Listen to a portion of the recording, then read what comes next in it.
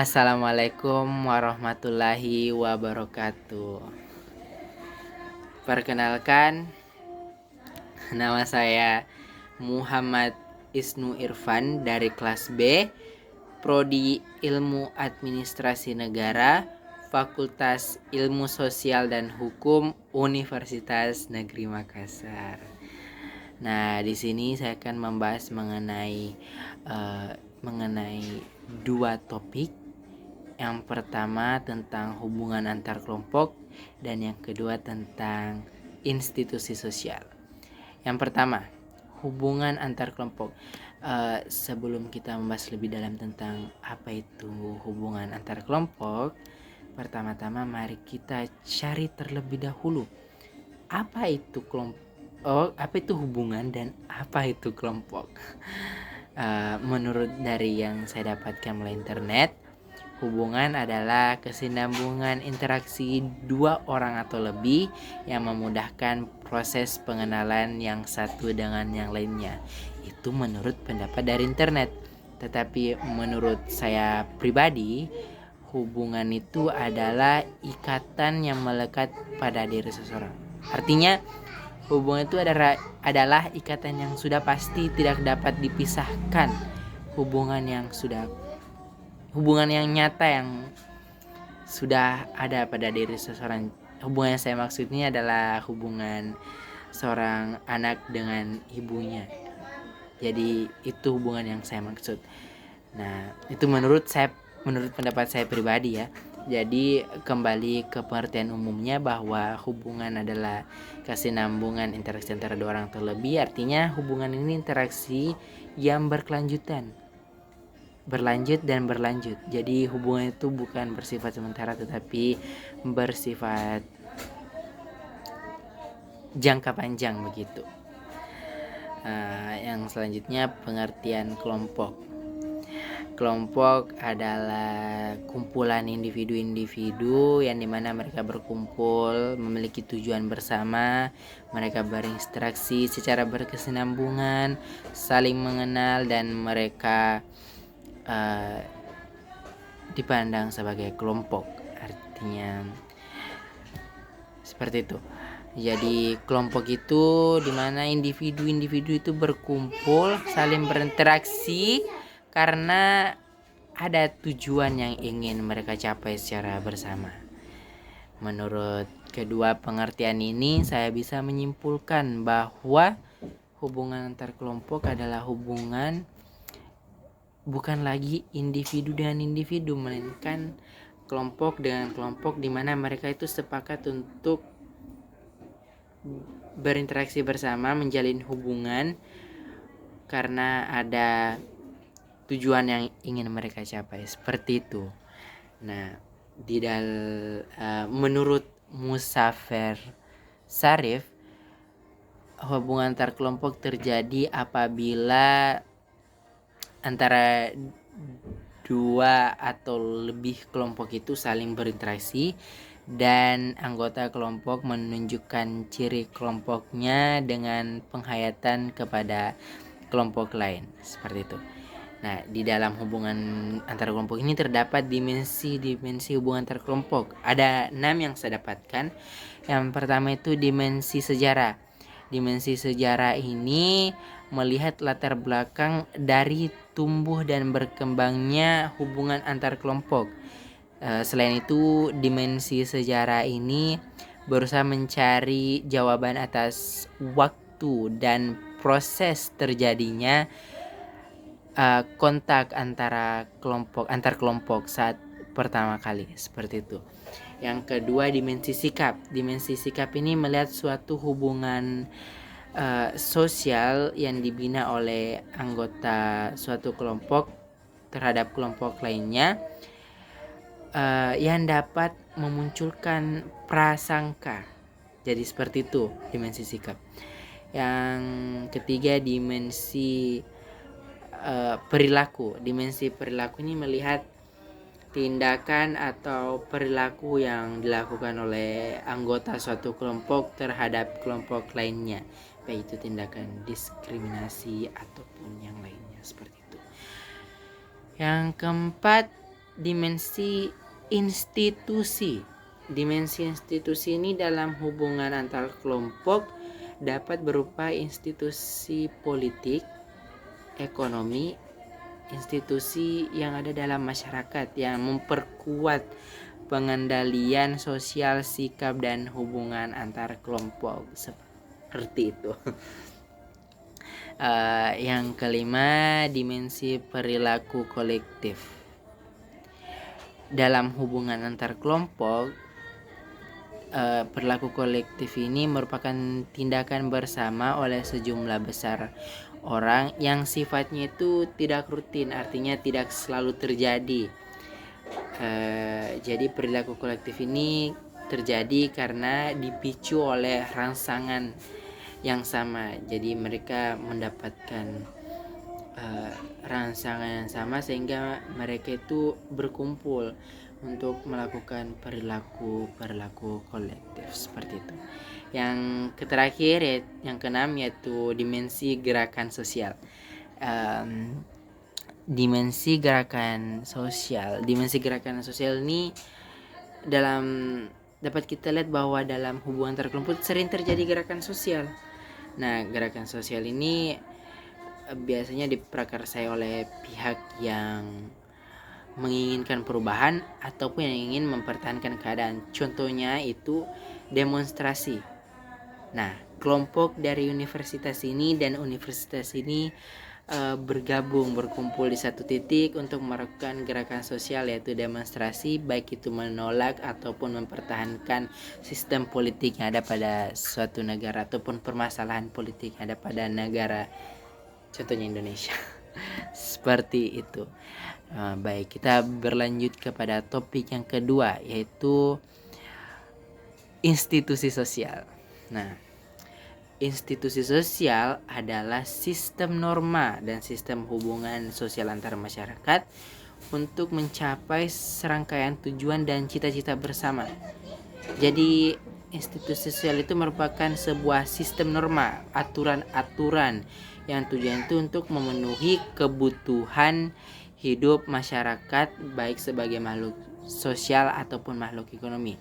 Nah, awalnya saat saya mendengar kata institusi sosial ini, saya berpikir bahwa institusi sosial itu adalah sebuah lembaga. Ternyata tidak. Jadi institusi sosial itu merupakan sebuah sistem, norma, aturan yang diciptakan untuk tujuannya itu untuk memenuhi kebutuhan hidup masyarakat, seperti itu. Nah, menurut Suharjono Sukanto, institusi sosial merupakan himpunan norma dan nilai-nilai dari segala tindakan sosial yang dilakukan untuk memenuhi kebutuhan pokok masyarakat. Nah, ada berbagai macam contoh dari institusi sosial. Yang pertama itu institusi keluarga, yang artinya sistem peraturan-peraturan umum yang ada pada lingkup keluarga saja dalam rumah tangga, seperti itu. Contohnya peraturan untuk saling menghormati, saling menyayangi, membantu pekerjaan orang tua. Jadi peraturan-peraturan umum yang ada dalam lingkup keluarga. Nah, fungsinya itu untuk membentuk karakter seseorang, membentuk karakter anak ataupun seseorang yang berada dalam keluarga tersebut, seperti itu. Jadi dalam membentuk karakter seseorang itu, keluarga memiliki fungsi yang kompleks, mulai dari fungsi sosial, ekonomi, pendidikan, pengawasan, perlindungan, dan lain sebagainya. Yang kedua, institusi pendidikan. Jadi institusi ini lebih ketat lagi ya, lebih tertulis dan diciptakan atau terbentuk karena kesadaran diri masing-masing individu untuk memperbaiki diri melalui bimbingan-bimbingan formal ataupun non formal. Jadi ada 3 macam institusi dalam pendidikan. Yang pertama pendidikan formal, informal, dan non formal. Jadi pendidikan formal ini adalah peraturan yang ada dalam contohnya TK, SD, SMP, SMA, dan perguruan tinggi. Jadi dalam pendidikan formal itu ada sebuah kurikulum ataupun aturan-aturan yang telah ditetapkan untuk mengontrol sistem pengajaran agar sesuai dengan tujuan dari pendidikan formal itu sendiri.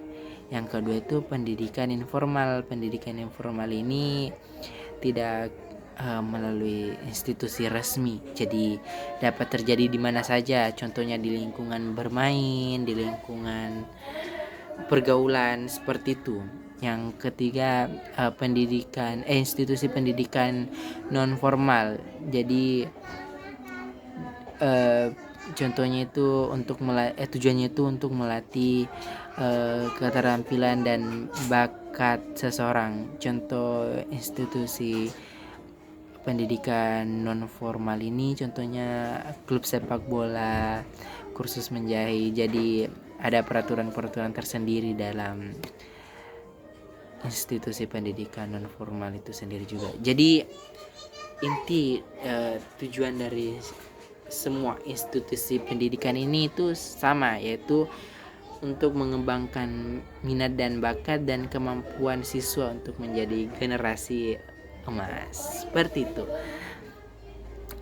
Yang ketiga yaitu institusi ekonomi. Jadi institusi ekonomi ini peraturannya lebih kepada seputar ekonomi, contohnya mengatur dan mengurusi pedoman dan permasalahan yang ada dalam perekonomian, mulai dari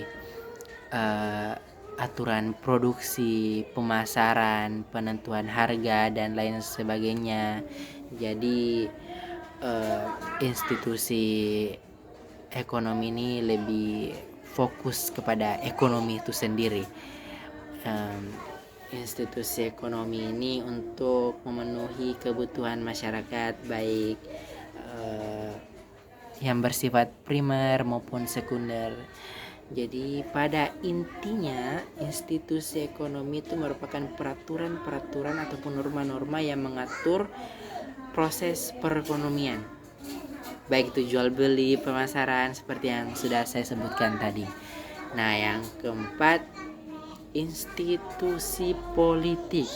Institusi ini lebih besar lagi karena dikatakan bahwa institusi politik menjadi institusi vital di lingkungan masyarakat. Artinya institusi politik ini mengatur segala kebijakan dan hubungan yang ada di masyarakat secara administratif. Jadi seluruh kebijakan itu bersifat dilakukan secara transparan. Nah, institusi politik ini memiliki fungsi untuk mengarahkan, menangani, memaksa, menengahi, melindungi sebagai penyalur aspirasi, pengatur kegiatan dan kebijakan di masyarakat. Jadi pada intinya institusi politik ini mencangkup seluruh aturan-aturan, norma-norma yang mengatur seluruh kebijakan yang ada di lingkungan masyarakat. Menurut saya mungkin institusi politik ini institusi yang berada paling atas ya. Jadi dia mengatur seluruh kebijakan secara umum, transparan. Jadi seperti itulah institusi politik. Selanjutnya institusi keagamaan. Nah, mungkin kita sudah bisa menarik kesimpulan bahwa institusi keagamaan berarti dia berfokus pada keagamaan. Jadi aturan-aturan atau yang mengatur semua urusan masyarakat atau manusia yang berkaitan dengan keagamaan. Nah, di Indonesia sendiri semua agama itu sama kedudukannya. Artinya di Indonesia terdapat aturan keagamaan di mana setiap warga negara itu berhak memilih dan mempercayai agama mereka sendiri. Mereka dilindungi dalam beribadah, mereka berhak untuk memeluk agama yang mereka percayai, seperti itu. Nah, di Indonesia sendiri ada beberapa agama yang diakui seperti Islam, Kristen Protestan dan Kristen Katolik, Hindu Buddha dan Konghucu. Nah, jadi pada intinya institusi keagamaan artinya norma-norma dan aturan-aturan yang mengatur semua hal yang menyangkut tentang keagamaan itu sendiri. Jadi itu dia pembahasan 2 topik tentang hubungan antar kelompok dan institusi sosial dari saya.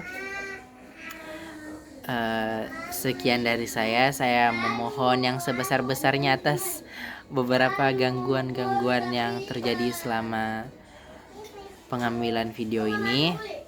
Saya mohon maaf atas gangguan yang telah terjadi dan saya mohon maaf jika ada kesalahan kata. Sekian dan terima kasih dari saya. Wabillahi taufiq wal hidayah. Wassalamualaikum warahmatullahi wabarakatuh.